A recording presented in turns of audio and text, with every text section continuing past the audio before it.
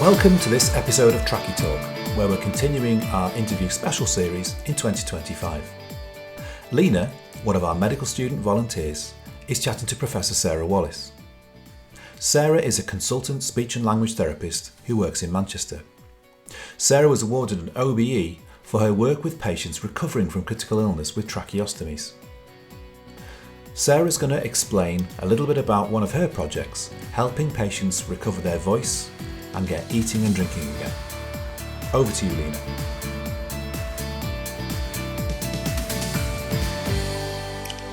Hello and welcome back to Trache Talk. In today's episode, we're exploring a really exciting development in tracheostomy care, the safe and effective above-cuff tracheostomy vocalisation project, also known as SEACTV. This project looks at how we can help patients with a tracheostomy find their voice again using a technique called above-cuff vocalisation and the device that makes that safely possible. My name is Lina, I'm a fifth-year medical student and I'm delighted to be joined by Professor Sarah Wallace, a consultant speech and language therapist at Wythenshawe Hospital in Manchester. Sarah is the SLT lead for the National Tracheostomy Safety Project and Intensive Care Society, as well as a specialist advisor in critical care and dysphagia for the Royal College of Speech and Language Therapists. Sarah has recently been awarded an OBE in recognition of her incredible contributions within the field of dysphagia in critical care and to honour her work as an internationally recognised leader and pioneer within the field of speech and language therapy. It's a privilege to have you here today, Sarah. Thank you so much for joining. I appreciate I've given you quite the build-up, but I'd love to let you introduce yourself and hear in your own words about your background and what you do day to day. Oh, hi, Lina. Thank you so much for the very kind introduction. So in a nutshell, as a consultant speech and language therapist, I have a 50-50 job split. So 50% of my time is protected for clinical work, which I love doing. It's what I really enjoy most is keeping in touch with patients. And so I see patients on both the general ICUs and the cardiothoracic ICU and the ECMO and the burns, and we get a real mix of patients here at Wythenshawe, so it keeps me on my toes. The other 50% of my time is non-clinical work, in which I can really focus my time on things like the SEACTV project, other research projects that I've got my hands in to, and teaching and conference presentations, expert advisor work, and supporting other professionals and other speech and language therapists to build their own ICU services and to use techniques like ACV. I also mentor people doing PhDs. I support a few other research groups that run conferences, so the UK Swallowing Research Group and the European Society for Swallowing Disorders as well. And generally busy bee. Lots of things that I love to do, and it's great to work at Wythenshawe with such an amazing team. And obviously the work for the National Tracheostomy Safety Project is very close to my heart.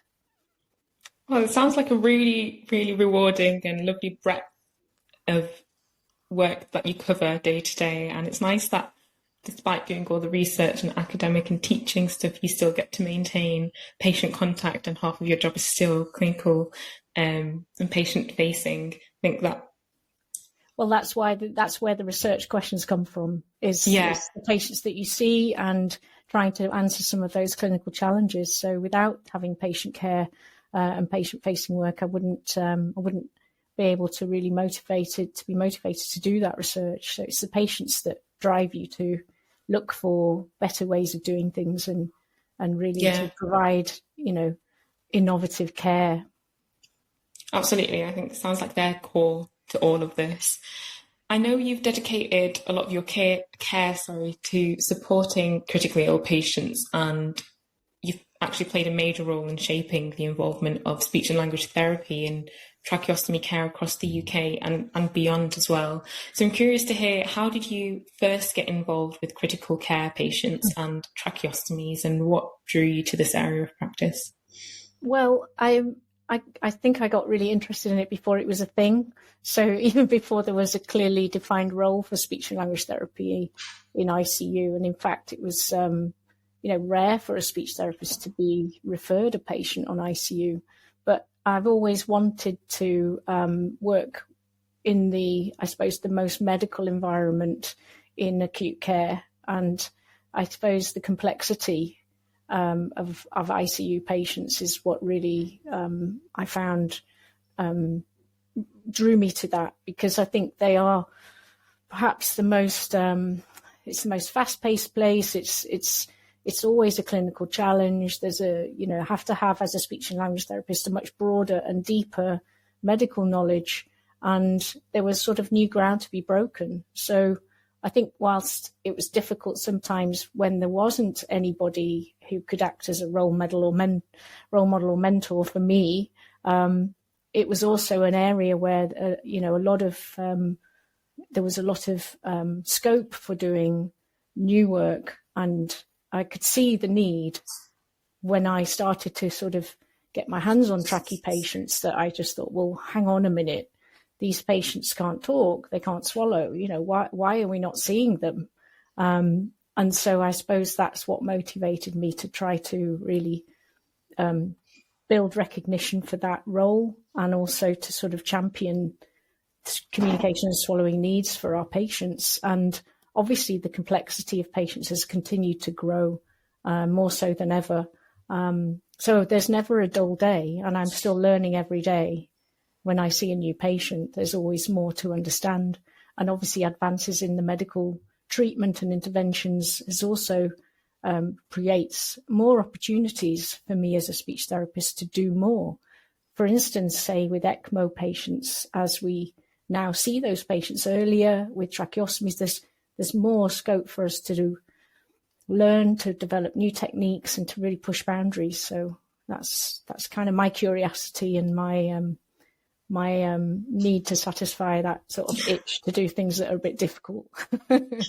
No, it's really incredible to hear how you paved sort of the path and for SLT's involvement in critical care and tracheostomy patients, because now to me it seems central to have speech and language therapists in critical care and to see these patients, like you said. But it's really interesting to hear that they weren't present several years ago, and there wasn't a place for them there, and like you said, you weren't invited in. So it's really remarkable that your dedication and motivation to help patients helped you sort of pave that path and make a way for this going forward, and to hear how that role and sort of niche has grown academically and with advancements in the care and with how much more complex patients are becoming. It's really interesting space to be working in, but really important. It wasn't just me. There's a small number of speech therapists who were, paving the way, and we sort of banded together and created our own networks to support each other to really carve out that role and to build the evidence. And for me, that was a really key thing, was when I was challenged by medics or whatever to say, well, why are you here? Why do we need you to see these patients? So that there wasn't a lot of evidence and research on post-extubation dysphagia or tracheostomy related complications, regarding voice and swallow. So that research needs to be done. And, in the last, particularly the last 5 years, but certainly in the last 10 years, things have really exploded in terms of really robust evidence. Lots of speech therapists now going into this field and doing PhDs and really driving forward that sound evidence-based practice that we really need. So for me, it was a kind of, I just sort of had an instinct that this was important, but didn't have a lot of evidence to back up what I was saying. But now we do, and it makes me really, really happy to hear you say that. Well, of course, it's a no-brainer. There's a speech therapist involved with these patients, because it's really an example of how far we've come, and it is really, really important that these patients have their communication and swallowing needs addressed by the whole multidisciplinary team. We're just one part of that. Yeah, but a really critical part. Thank you for sharing that. That brings us to a really exciting development in this critical care space, the SEACTV project that you've been a huge part of. I'd love to dive into the project and the device, but before we get into that, in case any of our listeners are unfamiliar, and for myself as well, to set the scene, could you explain how patients normally vocalize and what it is that changes when they have a tracheostomy? Why do patients often lose their voice in that situation? Yeah, of course. So obviously we need a healthy larynx, which contains the vocal cords which vibrate when we create voice. And the drive for that is expiration. So the lungs push the airflow through the larynx, and that's what creates your voice. So on top of that, as the air enters the upper airway and exits through the mouth, we articulate and make speech sounds, which we recognise as language and words. So when someone has a tracheostomy and a hole is inserted, first of all, there's an opportunity then for air to leak out of that hole rather than going translaryngeal. But in addition, when the tracheostomy is placed, that plastic tube takes up a degree of space in the trachea, so air has to get a squeeze around that tube in order to get up through the upper airway. But most patients, nearly all tracheostomy patients, initially, post-insertion, will have the cuff balloon around the tube within the trachea inflated, so it totally seals the airway and prevents any airflow from passing through the larynx. So the larynx effectively shuts down. There is no way that a patient can voice without airflow. They can mouth words, they can write things down, they can try and communicate, but there will be no voice without airflow. And it's the cuff inflation that prevents that upper airway and translaryngeal airflow. And what we try to do with weaning is to deflate the cuff to allow air to escape around the tube. But it's not always possible in all our patients to do that. Right. So the insertion of a tracheostomy tube into the patient's airways with the cuff inflated obstructs airflow from the lungs up through the vocal cords, and it's usually that during expiration that allows patients to vocalize. So if a patient is dependent on being ventilated and they need that cuff inflated to get sort of the high pressures that they need, Correct. they won't be able to vocalize and use their vocal cords. That is correct. And obviously there's a reason why the cuff's inflated initially, you know, that the patient requires that sealed ventilation and no leakage of air. But the general approach to weaning now is that we know that the larynx is very important.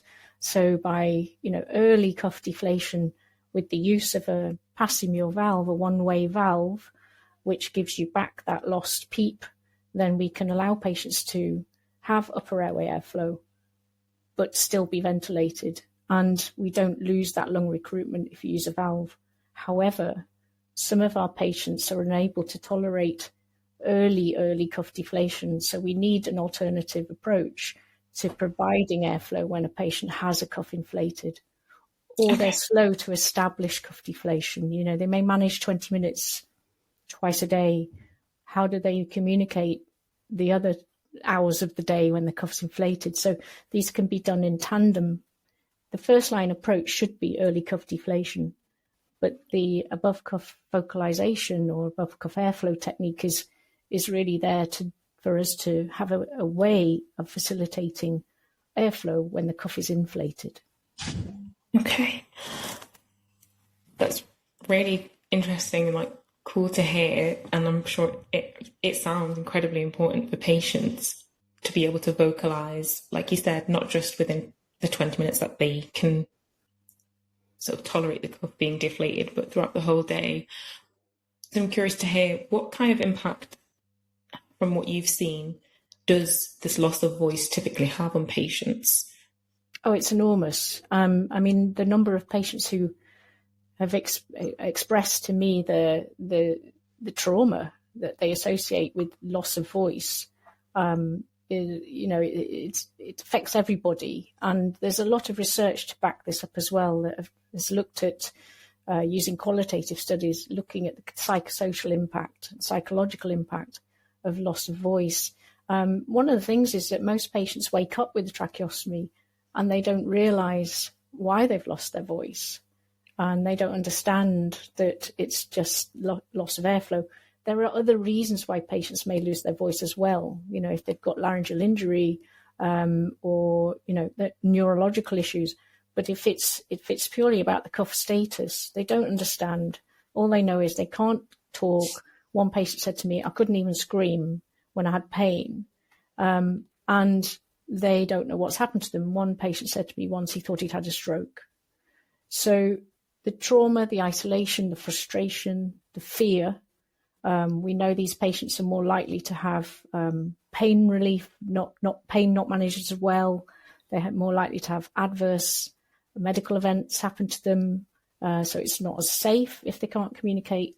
But critically as well, they can't engage with the family, they can't engage with the staff looking after them, and they can't engage with rehabilitation or weaning, which is obviously the minute a tracheostomy goes in and the patient's ventilated, the goal really, generally speaking, is to get them off the ventilator and decannulate them. But they can't engage with that process because they can't participate in conversations. So it's hugely traumatic for patients. It disrupts their care, their safety of care, their quality of life. And the key thing that came out in a study that we looked at, a systematic review of papers, you know, around what matters most to patients with tracheostomies with a colleague of mine, Dr. Helen Newman, was that patients lose their identity. So it's this loss of identity because they lose their personhood, they lose their sense of self. The number of times you restore the voice and you hear someone's got a Scouse accent or a Scottish accent, or, you know, their personality comes through. So the ability for us to humanize care is lost when they lose their voice. And they don't feel like people see them as a person in the bed. Thank you so much for sharing that. It's really interesting to hear that although you started initially wanting to develop this technique and a device to help with above cuff vocalization for the purposes of patients regaining their voice, you actually found it had widespread benefits in terms of recovering the swallow and rehabilitation and actually secretions as well. That's one of the things with the research that is really cool to hear, when things like that there's benefits that you didn't expect, but you sort of came along the way. You mentioned that there are already some existing techniques for above cuff vocalization with like your cuff inflated, and that there's a variety of different valves and sort of techniques that can be used. What makes the CEA CTV approach different, and what does it bring to the table that wasn't there before? I think you've already touched on it, but if you could elaborate a bit more on that. There is only really one method currently to provide subglottic airflow when the cuff is inflated. Once you get to cuff deflation and the patient can go along progressing with the duration of cuff deflation, and some patients do that very rapidly and some take weeks, then what's really advocated is cuff deflation with a one-way valve. Okay, so that's still the most preferred way to progress a patient and to promote laryngeal function. So if you can't have the cuff deflation, or the patient, for instance, has very sort of, perhaps they're very unstable and they can't go on to ventilator support that really facilitates cuff deflation, or cuff deflation is very transient, then in between that, when the cuff is inflated, there's really only one way currently that we can deliver subglottic airflow, and that is by attaching oxygen tubing to the gas next to the patient, the medical air, the oxygen, and attaching it the other end to the subglottic port. The first thing that you would do is try to suction out any subglottic secretions from above the cuff with a syringe, and before attaching the airflow, and then gradually turning up the airflow to, perhaps about 5 litres per minute. The problem with that technique is it's very basic. We don't humidify the air, it's dry. We don't really have any way of knowing whether or not there's an obstruction in the airway. So there's a risk with that if the airflow is not freely exiting through the larynx and out the upper airway in the mouth, and it's getting blocked anywhere, then the patient could develop subcutaneous emphysema, where the airflow goes into the soft tissues instead. So it's a very it's unregulated. You have an option if you use a thumb port to have an intermittent flow versus a continuous flow, but generally speaking, there's no way to really monitor what's happening in terms of, is the air going where it should, and do we need to, how long should we leave a patient on ACV? So at the moment, because we don't have much control or much understanding of what's happening in the larynx with the airflow, we restrict patients with the basic technique. So we restrict them to sort of 15 minutes at a time, low flow. But we don't really understand whether we need to do that, because we haven't really got a safe way of doing it. So the project aim really was to build a device where we could actually do the technique in a safe way by testing some of these parameters to see whether we need to humidify the air. How long can we leave a patient on ACV? Is it dangerous to leave them on too long? What airflow flow rates should they have? So all of these things are unknowns at the moment. The one big no-no and contraindication for doing ACV is if a patient has got an upper airway obstruction. And, quite a lot of patients in ICU do have laryngeal edema and vocal cord palsies. So if you try to do ACV on those patients and the air can't exit, that's when it becomes dangerous. So again, you've got to have somebody monitoring the patient very closely, not leaving the bedside while they're on ACV in case there's a problem. So our early work did show that it was safe to deliver if you restrict duration, if you restrict flow, if you stay with the patient. And we know some patients gag or they feel a bit uncomfortable if you turn up the flow rate. So again, we didn't really know what are the possibilities really if we could do it in a more effective way. And that was the driver for building the device, really, to test, can we deliver ACV in a more effective and safe way that actually really optimizes laryngeal function better than the current method. Well, it's really cool to hear. It's cool to do. Yeah.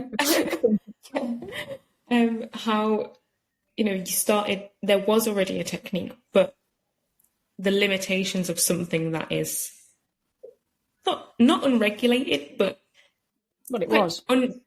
Quite restrictive.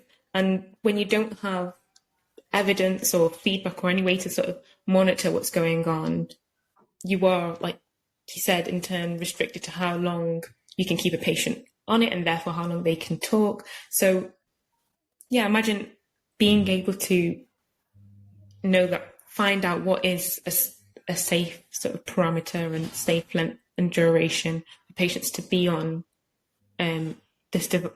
use this device and speak for, and be able to also have like a sort of inside view, and you're not sort of doing it blindly, and have an expert there would really reap so many like potential benefits for the vocal cords, but also for patients to be able to continually speak. It's really interesting to hear where it started from, and we wanted to investigate as well a bit more about what we'd started to see and get an indication of from the other research about the potential changes to the swallow, which hadn't really been looked at before. Well, it hasn't been looked at before. So, why does it promote patients to start swallowing when they haven't been doing any swallows at all, or start coughing, or, start to swallow their secretions, which they hadn't really been aware of and were desensate to.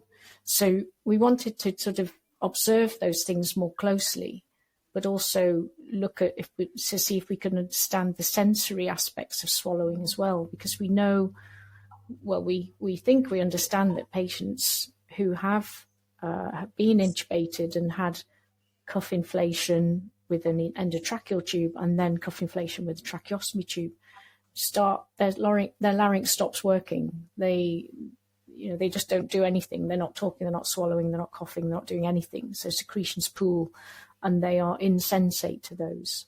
And that leads to these problems with silent aspiration, and the swallow gets weaker and weaker, so they become dysphagic. So I think we're interested in thinking, well, surely if we can switch the larynx back on effectively earlier, then we prevent some of these problems. We prevent the swallow becoming weaker, we prevent disuse atrophy, and we can actually end up with patients who are less dysphagic. Now, I'm not sure we've proved that, but I think it's where our thinking is that if we can measure a lot of these swallow parameters, we can see really how does airflow actually change the swallow, and what are the benefits of that in terms of really enabling people to eat and drink safely earlier. Because obviously people want to eat and drink when they wake up on an ICU with a tracheostomy, but many of them struggle to do that safely and they aspirate. And often the aspiration is silent. So it's very hard to pick up unless you're doing a thorough speech and language therapy assessment, or you're doing an endoscopy exam, a FEES. So if we could actually get the larynx functioning more normally sooner, we could get these patients eating and drinking earlier, which is a win-win for the patient and for the staff, for everyone. Yeah, that's so incredible to hear that you didn't. So am I right? Sorry, from what I've understood, prior to this, was the effect of airflow as a stimulus on the larynx not well understood or recognised? Has there been any research? Is this the first time it's been researched? So it isn't well understood. I think we understand quite a bit about how the afferent sensory system works with the larynx and the afferent sensory swallow mechanism. After all, if there's no sensory stimulus, there is no swallow. There's no motor swallow. You don't trigger a swallow without some reason. And usually that's to swallow your own saliva initially. So there's evidence around and a lot of research around the neurology of swallowing, like how is it innervated, and there is also quite a bit of research, thanks to my colleagues, Dr. Annalisa Sutt, around what happens when you use a one-way valve and how that drives improvements in subglottic airflow and coordination of the larynx. And we also know in my profession and research around the breath-swallow synchrony and what happens in terms of breathing and swallowing and the coordination that requires. But what we don't know is if you put airflow through an insensate larynx in a critically ill patient, what does that do? And also, we don't know how bad their sensation is. So we think they're insensate. We see the symptoms of that because we see them not responding to secretions that are sitting in their airway and their larynx. They just pool and they don't cough and they don't swallow. And we see them silently aspirate when we give them a drink or a bit of food. And we see things sitting in the throat and they don't realize it's there. So we see the symptoms, but we don't understand the mechanism for that in a critically ill patient cohort. And we don't understand how severe they are. We think they're severe, but we don't know why. And we don't know how quickly airflow can change the physiology of the swallow. Wow, it's really profound to hear, the potential implications of where this could go in and the gaps in knowledge, and the fact that you guys are researching and building an evidence base for something that, I guess I didn't realise we see, but we don't actually fully understand why it happens. I think as a medical student, you hear of, aspiration pneumonias with people who have strokes, and, I can imagine people with tracheostomies who have secretions building up. Some of those would go down and, again, lead to, like you said, a silent aspiration. But I never really fully appreciated the fact that we don't actually know why that happens. So yeah, it's incredible that that this is being looked into, and I really hope, Well, I think that the thing is, it's always multifactorial as well. So in our heads, when we approach a patient as a speech and language therapist, we're looking for what are the etiologies. So is it neurological? Is there a neurological event as well to consider? Some problems with innovation and dysphagia, or is it a head and neck surgery patient? Is it a cardiothoracic surgery patient with damage to the vagus nerve, recurrent laryngeal nerve, or is it purely somebody who has been intubated, who has had sedatives and paralytic drugs that have frozen the larynx, if you like? And if we can, all we need to do is drive that change again. Obviously a lot of our patients in ICU have ICU acquired weakness as well, and that's another layer of weakness on top. But the sensory side of things, if we can understand it, then we as speech and language therapists also then know what treatments to use. So to me, it's not enough to just detect a problem. It's what are you going to do about it? What are you going to do to treat it? How do we rehabilitate this? Because at the end of the day, it's about somebody being able to eat and drink. And that's a big deal, and it's a big marker of progress for patients. It's psychologically really important. It's very upsetting for patients when they're nil by mouth, and that is always the last resort. So if we can rehabilitate the larynx using whatever we need to improve sensation and strength, then we should be doing that as soon as possible. And hopefully this is going down the route that will empower and provide the evidence to guide, to find out what's going on and then guide the best approach. Yeah, hopefully it'll add to it, because I think the implications of the things that Professor McGrath and I are learning about, say, the sensory side of things and the impact that airflow has on, triggering a swallow and switching it on.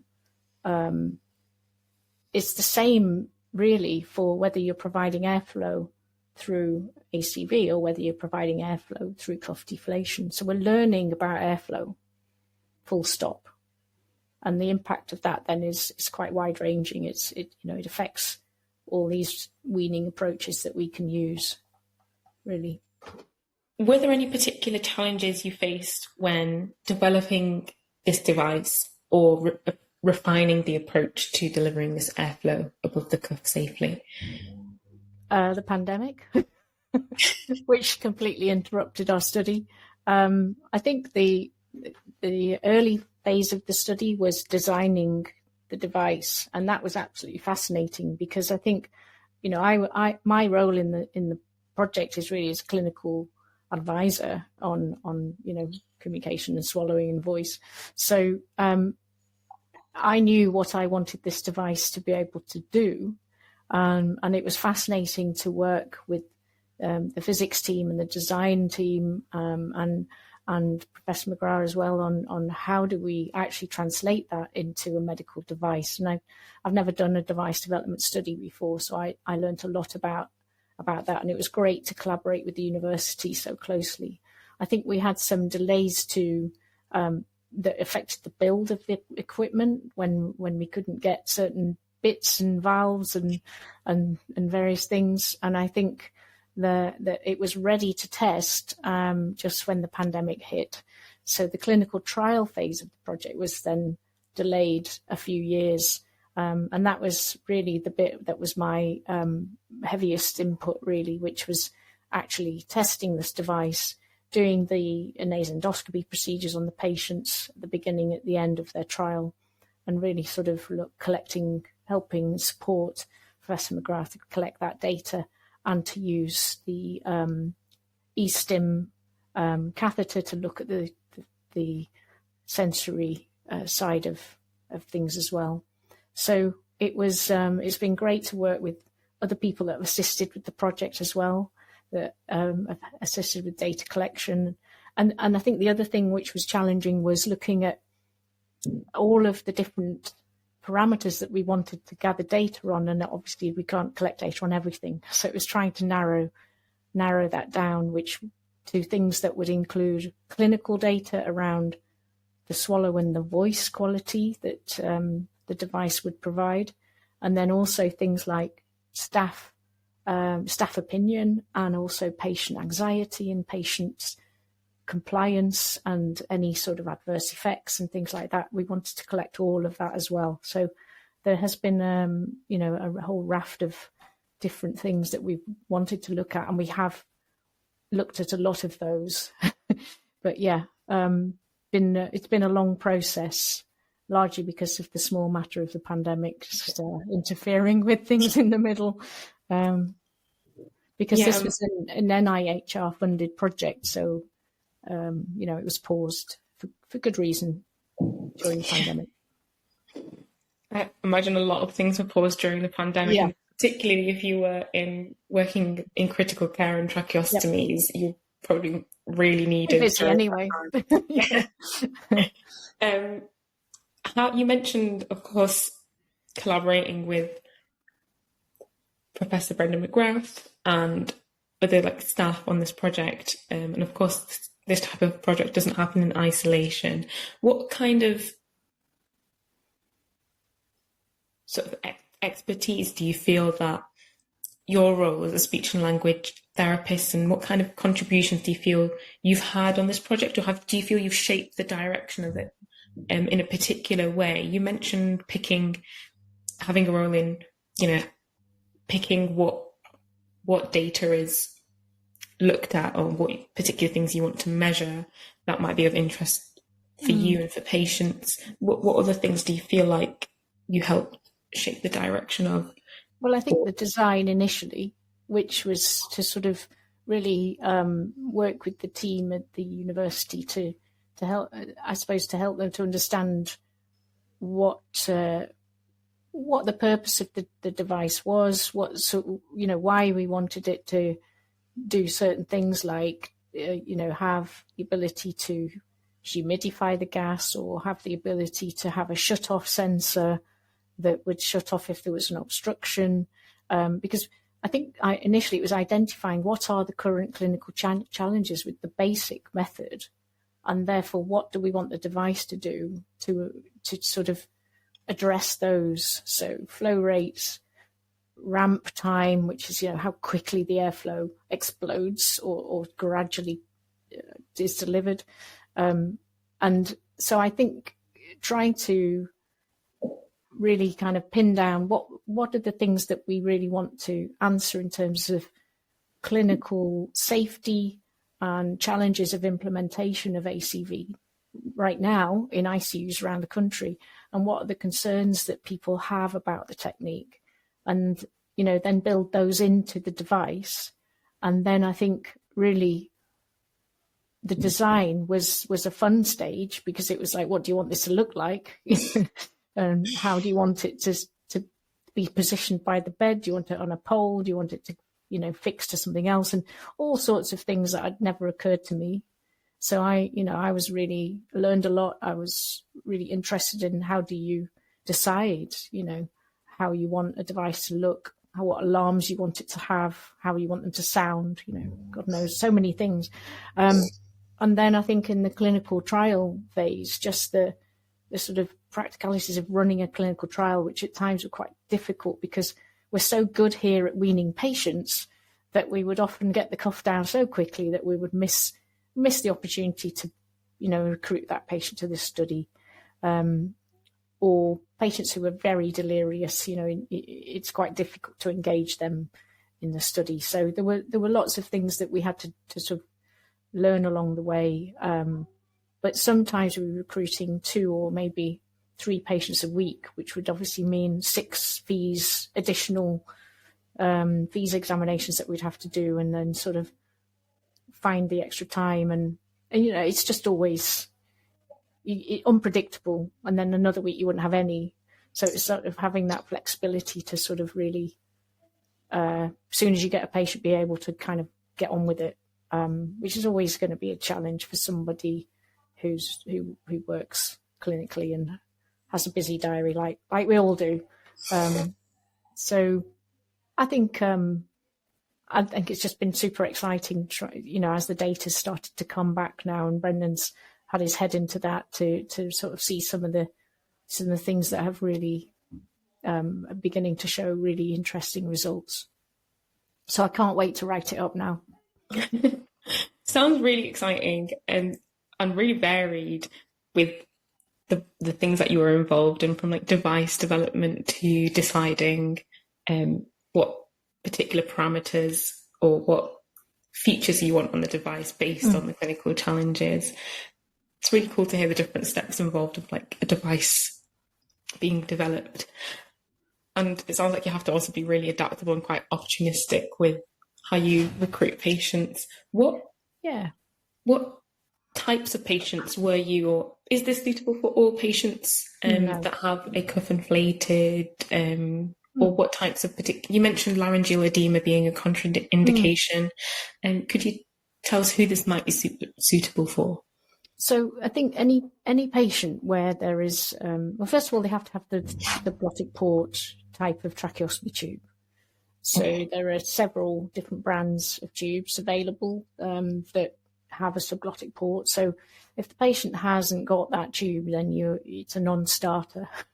If they've got an adjustable flange tube, you can't do this anyway. Secondly, they need to be cuff inflated, and also for us, we didn't want to disrupt their routine care. So if they were progressing to cuff deflation really early, then that was fine. We didn't recruit them. So I think the other thing was just patients who were able to consent initially. So I think we had to work around that a little bit with the change to the consent and ethics in order to allow us to recruit patients with, who were unable to consent, who may be a little bit more confused. So that allowed us to recruit more patients. But anyone with any kind of query about lack of leak through the upper airway, or airway obstruction, or a difficult airway, or query about laryngeal edema, or perhaps it had stridor post-extubation and needed reintubation, they would be a red flag, because we need to know that there isn't an airway patency concern. Because if there is an airway patency concern, then we wouldn't be doing ACV, because the airflow can't escape through the upper airway. So generally, we would do an ACV trial at the bedside first to see whether we felt it was safe to pursue. And then if everything else lined up, all the ducks were in a row, then they could be recruited. But if they were on ACV and then progressing to cuff deflation, then we would, curtail that trial, because we didn't want to sort of interfere with their routine care and their routine wean, or hold them back. But we did have different trials of ACV on the device versus ACV done the basic way. And we also had a randomization of patients who had humidification versus non-humidification as well. So we could make some comparisons across patients with those aspects as well. So we were testing the device. And so we wanted to compare against ACV in the traditional manner. It sounds like you've taken a really thoughtful and comprehensive approach to testing the device and recruiting patients. And it's quite nice and reassuring, I guess, to also hear that when a device is coming into practice and being tested, it's thought, or you do consider not disrupting a patient's care just to test a device that may be beneficial, but it's really, you get the most appropriate patients, and you do recruit patients who would really potentially benefit from this. And also the ethical concerns I hadn't thought about when it comes to patients that are potentially like delirious, or did you have that brought a question to mind for me. With patients in ICU being sedated often, did you ever have to or consider testing on patients who were a bit drowsy or under sedation, or how did you navigate that? So drowsy is really common, as you know. Sedated, no. I think the other thing I was going to say just that occurred to me that I hadn't said was obviously this device had to be bench tested before it could go anywhere near a patient. So that was also done in the lab just to make sure that it was, safe to then use on a patient. So there were a number of steps between the device being built and the device being used in the hospital. So, bench testing was all done. So I think what I've noticed in the past with ACV or cuff deflation, whenever you provide airflow and a patient's a bit drowsy, very often it has a stimulating effect. And it might actually wake them up and they might actually start swallowing. So start swallowing saliva, all good. That's better than them aspirating it. So drowsy, we prefer them to be awake because we prefer them to be able to engage and tell us how it feels. And we also, when we're doing the e-stim catheter to test the laryngeal sensation thresholds, we want them to be able to indicate how it, when they can feel something. So ideally awake, but sometimes patients do, as you know, they start out awake and then they become very tired and fatigued. So I think it's not a barrier to doing it. Actually, the barrier to doing it is the airway patency. Okay, right. So you've kind of hinted at the approach that you take and the actual process of using this device, but could you walk us through what implementing this technique actually looks like in practice and what it requires and what the steps involved? Or do you need particular members of staff or types of training to use it safely and effectively? So the device, obviously, at the moment there's only 2 devices, so it's not something that is being used other than for this trial at the moment. I think we have, obviously, initially, ideally, speech and language therapists who would assess whether or not ACV was feasible on a bedside assessment. We would, before that, have a research nurse who would flag the patients to us. Brendan and myself were constantly monitoring the caseloads on the ICUs here to see who was going to get a tracheostomy. So as soon as they were earmarked for a tracheostomy, we were like, right, they're going to have a trachea. We'll go see them, day one. And as soon as we can, then my team can see them, we would look at them and see if we can do ACV. And then it was a matter of looking at whether or not it looked like a feasible option, or whether we had any concerns, or whether or not they were going to progress to cuff deflation very quickly. And if not, then it would be to set up, depending on which arm of the trial they were on. If they were on the arm of the trial where they had the basic ACV setup, then that would just be implemented by Brendan or my team, or by the nurses who understood what they were doing. So I think it's, we have, not everyone in the hospital, in the ICUs knows how to do ACV, and certainly the device itself would require setup by, generally it was Brendan that did it actually in the end, but generally setting that up with the sensors and everything plugged in the right places, so that it would detect the airflow at the patient's neck, but also it would synchronize the airflow, was the other parameter we were testing, to synchronize the airflow with the ventilator so that it would provide airflow and exhalation. So all of that kit had to be set up at the bedside and monitored. And then other people, like we've had other medical students who've supported the project who have gone and done with myself, the initial fees exam, and then the follow-up fees exam 5 days or a week later, depending on the patient's progression to cuff deflation, and then inputting the data. And sometimes if I wasn't available to do the endoscopy, Brendan would do it, and then I would score the fees exam, if you like, using our rating scales that we routinely use anyway. So, it's sort of lots of different people, lots of different interventions, The device itself records the duration that the patient's on ACV, it records the flow rates, and it records the ramp time and all of those parameters. So that was recorded by the device anyway.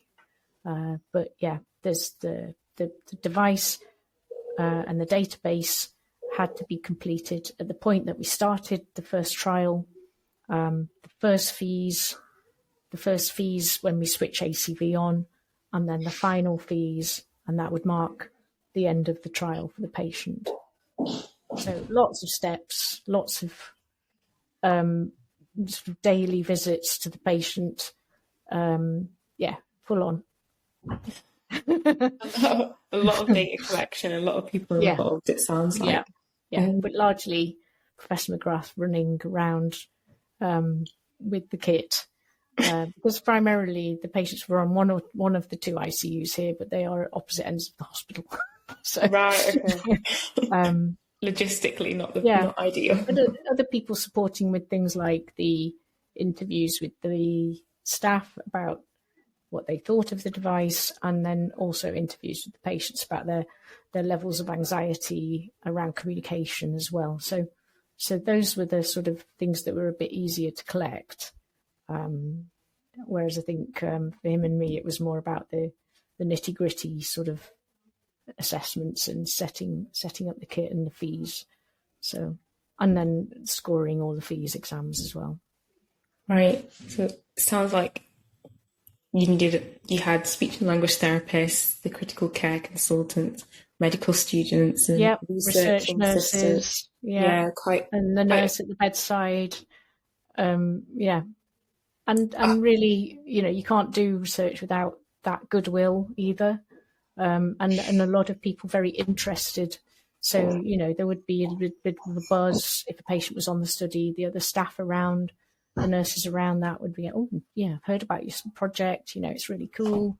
I saw that patient was on it. And so, that whole thing of people feeling like, oh, something interesting is happening, is really, they want to be part of it. They want to know what's going on. And that's really good, good for generally for people understanding a bit more about ACV and about communication. So, for example, a couple of months ago, I went on to the cardiac ICU here to do some T-trolley training on ACV, and most of people knew what it was and why, what it was for, because they've heard so much about it already. Right.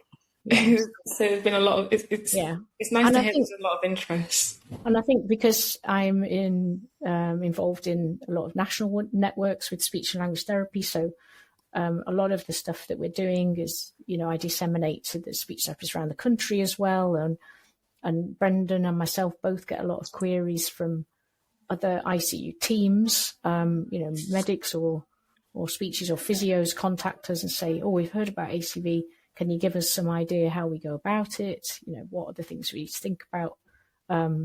So there's already buzz, and people are starting to hear about the work that we're doing and are really keen to hear the results. So the ICU community as a whole is really open to understanding more about it, and it just really helps even more to really promote and advocate for patients who, are struggling to communicate and use their voice and talk and swallow. So I imagine that's a good sign, and it suggests, the fact that everybody's welcoming it and looking forward to when there is a chance to implement this and trying to find out more. I take it as that's suggesting that this is really needed, and people have been sort of looking for something like this, or it really is making a difference. So I think it's really nice to hear that. You have mentioned already the risks so far, including laryngeal or obstruction of the airway and concerns of the airway not being patent, and the potential complication of subcutaneous emphysema if the air can't flow up and out of the larynx. Are there any other known potential risks or complications that we're aware of when it comes to using this device, and how are we potentially mitigating this, or I think what's the approach to that? I think one of the risks is people putting the patient on a really high airflow rate per minute, because we know from some of the other work around this project that patients only need a couple, like 2 litres a minute in order to generate a voice. But there's been in the past a sort of an over enthusiasm, I think, for thinking that the higher we turn up the airflow, the better it'll be. We'll get a louder voice. And actually, what we do know from some of the other work around this project that's looked at 2-dimensional computer-generated modelling of airflow, that actually all you're doing is creating more turbulence and more pressure. And we also know from our early pilot study that sometimes the patient complains of gagging and some discomfort. So we want patients to tolerate this. So our feeling was, don't give them high airflows, up to 15 litres a minute, through a very tiny tube, because the subglottic port is very narrow. So it's going to generate a lot of pressure. But we didn't really know whether that was, we had nothing to sort of back up that advice, keep the flow low. It was just a feeling that was probably better. So at least with the device, we've been able to understand a bit more about the fact that actually you don't need to go high with flow rates. You really only need a few litres at a time of flow rate, because that's what you would need to create a comfortable voice in a healthy airway.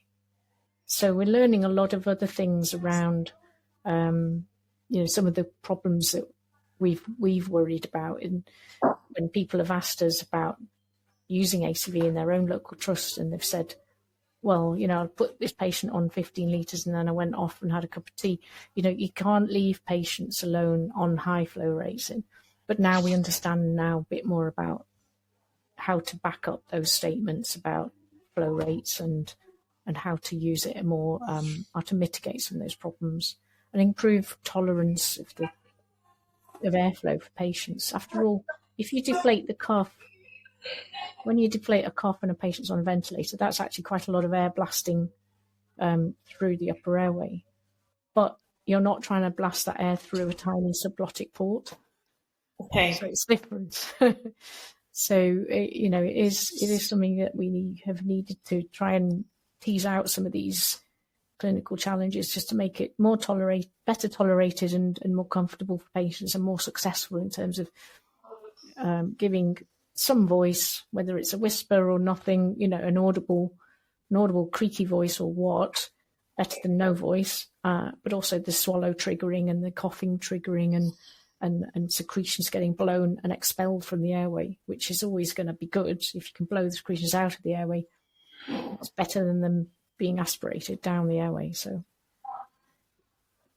it sounds like those problems were sort of navigated and mitigated by finding out more about what potential and getting the data on what contributed to those and what led to potentially like emphysema. I hope so. I mean,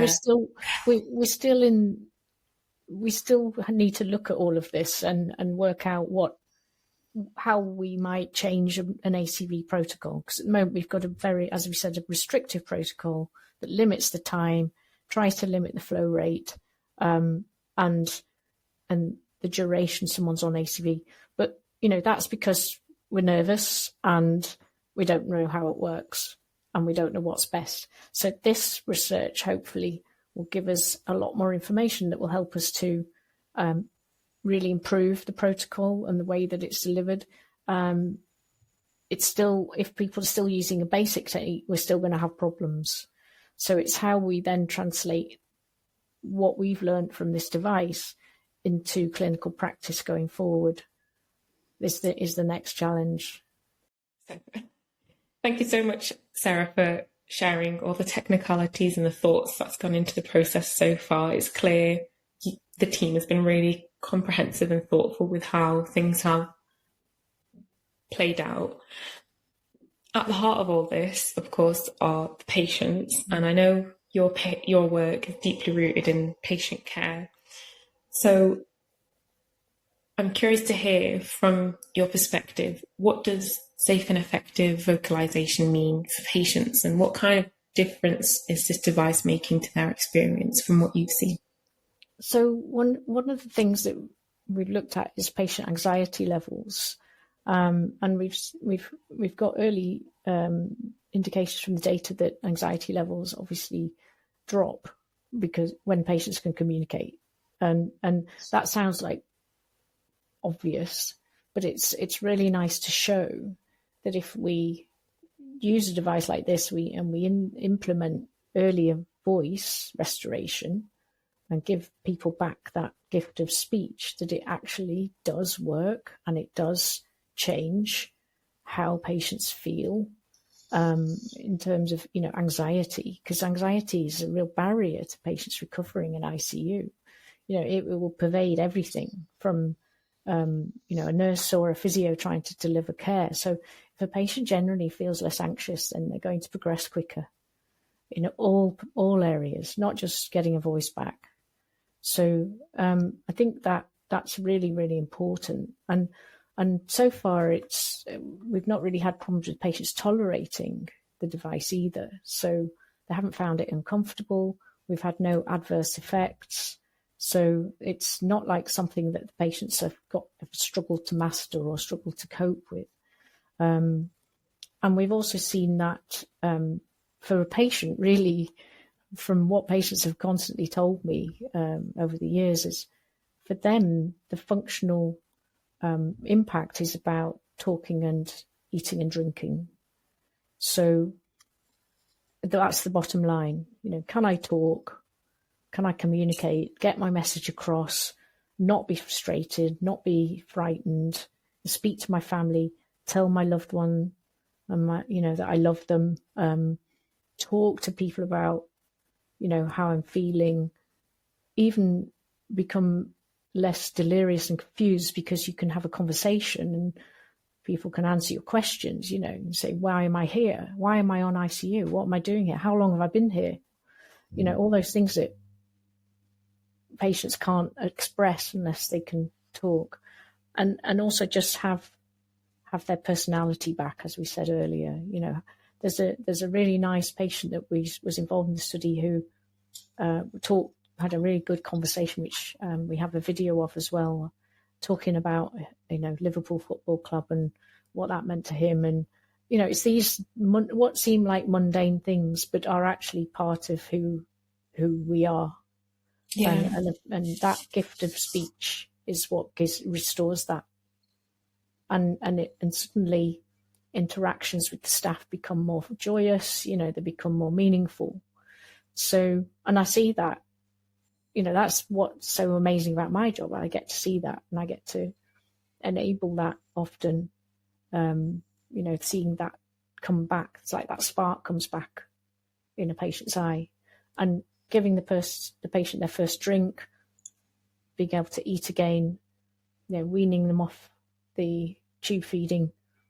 It's so important for patients. It's often thought speech therapists keep patients still by mouth. It's really something we hate to do, but we have that. We have to make that risk assessment of, is that patient going to become more unwell if they eat and drink while their swallow is really impaired? So the drive is restore the swallow. And if we can kickstart that swallow to work with airflow, then we can definitely get them eating and drinking sooner. And the happiness that brings to patients, tears in their eyes often, when you give them a drink of water and they say, God, it's like nectar, So it's you can't underestimate the importance of that for patients, really. I don't know how else to describe it. And this is a tool potentially for enabling us to do that sooner. Yeah, hearing those experiences really brings home how meaningful this work is on a really human and personal level, and how profound it is even for recovery. Like you mentioned, being able to speak to your family and loved ones is really core to orientating patients and helping them not be delirious or avoid that and express themselves. And being in ICU as well is, I imagine, like a terrifying experience as well. So like you said, I imagine it really does bring back someone's personhood and reduce, like, I guess you've got the evidence for it now, but I would imagine it is less anxiety inducing to be able to express your concerns and speak to people that your loved ones and the team, and ask questions about your care. So thank you so much for sharing that. Shifting now to looking ahead, where do you see the role of speech and language therapists evolving in critical care settings over the next few years? I know you're involved in this project, and you've mentioned you've sort of paved the path along with a few other speech and language therapists towards forging a role and space for yourselves in critical care. Where do you see this going in the future? That's a $6 million question, but I think that our challenge as a workforce that is severely under-resourced is to look for ways where we can be really, really efficient with the resources that we have. So for me, early intervention is what this is all about, because we know that it means that we can detect problems early, we can improve safety of care. For instance, if we detect a problem with the larynx that could potentially lead to somebody not being able to decannulate, if we can get on top of that early and help input to the team's management of that, we can maybe, I know we make a difference to the way that a team weans, the MDT weans a patient. So the earlier that we can help patients to talk and swallow, the earlier we can pick up problems, the better, because we then shift the poorly resourced speech therapy from seeing the patients after ICU when they've really got a massive problem because it wasn't dealt with on the ward, to sorting it out on ICU. Having said that, the complexity of patients has grown. So we have a lot of patients who have quite a persistent dysphagias in ICU now. And I think the other challenge, therefore, is to come up with better and better treatments that are more bespoke to different types of patients. So at the moment, we look at treatments and we try and understand, is there a sensory problem with the swallow? Is there a motor weakness problem with the swallow? Is it a bit of both? Is it an acute problem or a chronic problem that's decompensated? So, and then we weigh up what treatments might work, but we don't have enough treatments and therapies and, exercises that we know work with certain types of patients and not others. Or, things like pharyngeal electrical stimulation is another relatively new technique that can resensitize the larynx. But again, we're still learning about which patients benefit most. So our challenge is to do more research to understand about really tailoring treatments and also predicting which patients are going to be dysphagic. So there's obviously a role for AI algorithms, prediction tools, to really understand about picking up those patients that we need to see and focus our attention on to deliver early intervention versus people who were going to be okay. And we know already what a lot of the risk factors are for dysphagia, but we need to develop AI prediction algorithms that can help us to really target patients right from the get-go. And even before that, pre-op prehab. So lots of patients at ICR post-surgery, post-elective cardiac or thoracic surgery. So, we have a role to play in picking up those patients in the pre-op phase to pick up, have they already got a problem with their swallow? What are we going to do about that? Or optimizing their swallow with therapy before they go into ICU, get intubated and have a trachea and lose their voice and their swallow. So we already do some of that at Wythenshawe. We already do some pre-op intervention, but again, it's like shifting things again to targeting patients who are really going to struggle, and educating patients and families before, so they understand, what they're dealing with, because often it's a complete shock when they can't eat and drink. It's a complete shock when they can't use their voice. So we need to be giving them better information about that so that they can deal with it better, and sort of, we can mitigate some of these factors earlier rather than being on the back foot all the time, which is wait for the problem to happen and then try and treat it. So loads of things we can do. It's exciting to think about what the future might look like for speech and language therapy and tracheostomy care if we can intervene early, identify and optimize patients, and identify the patients that could benefit the most, and then develop bespoke treatments, hopefully. It's exciting to think about what it could look like in the future. It's just doing more of what we're already starting to do, but just sort of really honing it further, and recognizing the complexity that is changing with patients, so that we really need to focus on those patients. And whereas at the moment we're kind of not really always sure, for instance, with patients with tracheostomies, who's going to really be very dysphagic and who's going to have a temporary dysphagia that with some help resolves, reasonably quickly. So it's that kind of thing that we need to really, really work out with more research, how to do that with the team. And you mentioned potentially using AI tools as well to identify patients that could benefit the most or who really need speech and language therapy care. And also, just now you mentioned identifying patients who are going to be really dysphagic versus those who wouldn't be. Do you think that AI could have a role with predicting that as well? I do think AI could have a role, but I think there's an awful lot we don't know about phenotypes of dysphagia, and even the sort of genetic predispositions for dysphagia, and there's just sort of loads of gaps still in the research. And I think it's one of the reasons for that is that large critical care studies are quite difficult for speech therapists to do, because we're usually working on our own or in a very tiny team of speech therapists with no money.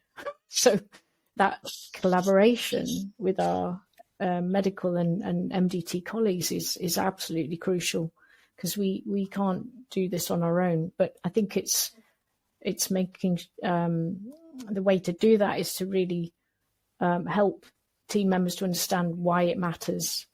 And it's not just because it's our bag as speech therapists. It's actually about patients wanting to talk and eat, and that is that's bigger than us. That's that involves everybody. So I think it's making sure that everyone sees it as a priority, a research priority, so that we can actually work together. And we do already do quite a lot of inputting to projects like that as speech therapists. But I think larger scale studies would enable us to have a bigger impact, I think.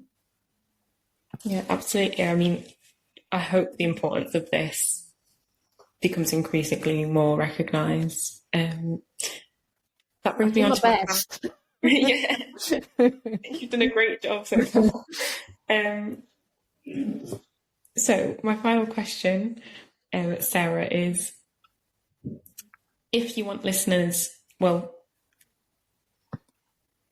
take away just one message from this conversation, what would you like it to be? Honestly, Lina, we've talked about so many different things. I think the key is to be aware that patients with tracheostomies struggle to communicate, and that restoring voice and restoring swallow is absolutely crucial to their well-being, to their recovery in terms of weaning, and that if we can work as a multidisciplinary team with speech and language therapy involved from the early beginnings, we can really support these patients. And using weaning techniques that really prioritise laryngeal function, whether that's ACV, above cuff, or vocalisation or airflow early when the cuff is inflated, or straight to cuff deflation with a one-way valve. Those things really promote weaning. They actually get patients eating and drinking sooner, and the whole kind of recovery process and functional outcome for patients is much better. So I guess that's my key message, really, is think about the larynx. Professor Sarah Wallace, thank you so much for sharing your time, experience and insight with us. This conversation's really underscored how central communication is to care, and how speech and language therapists play a core role in supporting not just a patient's medical recovery and rehabilitation, but also their identity, their personhood, their relationships and quality of life. It's been a real privilege to have you on the podcast. Thanks again for being here, and that brings us to the end of this episode of Trachea Talk. Thank you all so much for listening. Thank you, Lina, and thank you. So that's it for this episode. I hope you enjoyed listening to Lina and Sarah. Please note that the comments and the opinions of the authors and any guests are our own opinions, and they don't necessarily reflect the views of the organisations for which we all work. As ever, please leave any comments on the chat functions or social functions of the website. Look forward to seeing you again soon for more in this interview special series.